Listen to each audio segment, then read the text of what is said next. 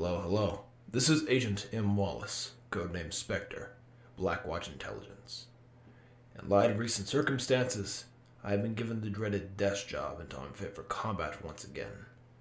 The only task they gave me is to record and catalog any and all new additions to both Overwatch and new Talon members.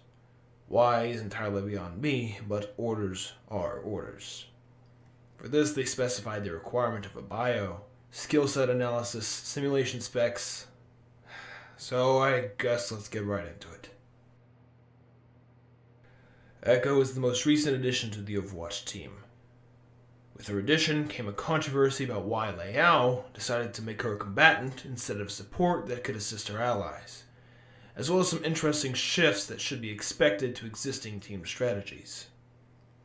Today I will discuss in depth Echo's abilities and weapons, and how each part of her kit is weak, strong, or even entirely overpowered, as well as how she has affected specific and overall matchups within Overwatch and against Talon or our other enemies. So, welcome to the first of, unfortunately, many Hero Files.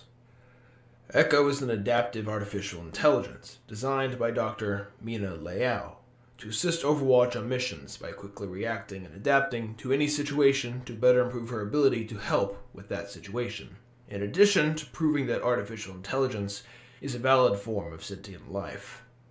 As for her personality, she is generally a blank slate, mimicking others she shares the battlefield with instead of having her own nuances. Besides that, when her personality does carry individuality, she seems to mirror Liao, likely because she is the one who obviously designed her and spent the most time with her, allowing Liao to easily imprint on her. In simulations, Echo is classed as a damage dealer, and is the 17th to be added to this class.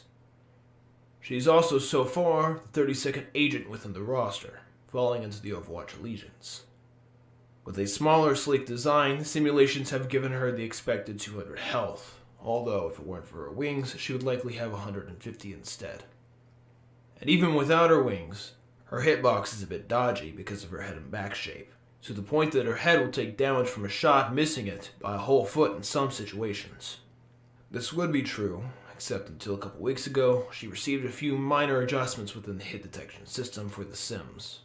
Aside from her health and hitbox, she doesn't have the same level of boosts on ground mobility that other highly mobile agents like Tracer and Genji have, only moving at 5.5 meters per second, likely due to some sort of limitation with her anti-gravity system. Despite this, other tools she has in her kit that I will discuss soon will help compensate for this. First, for her primary weapon, the uncreatively named Tri-Shot. Nice job on that, Liao.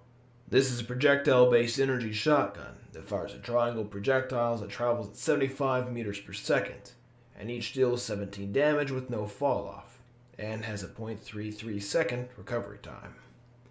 Tri-Shot has a 15 ammo capacity, and only consumes 1 round per shot, despite firing 3 projectiles. Wonder what hard light sorcery made that possible. And as per normal for most agents, Tri-Shot takes about 1.5 seconds to reload. What exactly it's reloading is entirely beyond me. Tri-Shot functions very similar to mix between Genji's shurikens and Ana's biotic rifle at hipfire, with the speed of the biotic rifle's shots and the successive and consistent projectiles of Genji's shurikens. It being a projectile does require one of two things: either Echo to be within close or medium range, or for her to be decent at tracking targets from range with projectiles. Overall, Tri-Shot is an effective weapon for a primary damage dealer, a bit on the low side when it comes to overall damage, even less than me, but she does have 2 other damage capabilities, so I don't think it's a problem. For her secondary fire, she has something called sticky bombs, with which she fires a volley of 6 delayed explosion bombs that stick on impact, dealing 5 damage, and then will detonate after 1 second, dealing an additional 25 damage in a 2-meter radius around the impact. The projectiles are fired at 50 meters per second, so she can play this ability similar to Mix-Up Junkrat's grenades and Far's rockets, with low damage but no bullet drop-off over time. This is bound, of course, by a 6-second cooldown. As a supplementary damage ability, it is quite powerful, still able to take out low health targets with ease despite its recent negative damage adjustment. When used in combo with her other abilities, and even the abilities of other heroes, it can be your most powerful direct combat tool. Her primary ability is called Focus Beam. This is a 20-meter channeled beam that deals low supplementary damage to enemies hit, unless those enemies are below 50% max health, at which point they will take 200 DPS instead. It lasts up to 2.5 seconds and has an 8-second cooldown. This is the second instance of a truly dynamic ability, the first being Talon Agent Sigma's Accretion, before the recent changes that streamlined it. The Focus Beam has the potential to be her most powerful direct combat ability, being able to take out low health enemies with ease, and even help break barriers, which its damage bonus effects also extend to. Considering solo-specific combos, a volley of sticky bombs can take out about half the health of a hero, giving the Focus Beam easy access to secure a cheap and easy elimination. As predicted from her first appearance, Echo does indeed bring with her the potential to fly. Flight creates an initial directional burst of speed and provides omnidirectional movement at 8 meters per second and lasts up to 3 seconds with a 6-second cooldown. Attached to this is a passively active ability of sorts called Glide, which slows her fall regardless of height to 4 meters per second and gives her an additional 50% boost to her movement speed. This passive isn't restricted to flight, however, able to be active whenever she desires as long as she is high enough from the ground. These abilities give her mobility and verticality on par with Pharah and Genji, making her an ideal flanking capable agent. Lastly, and certainly not least, is her ultimate ability.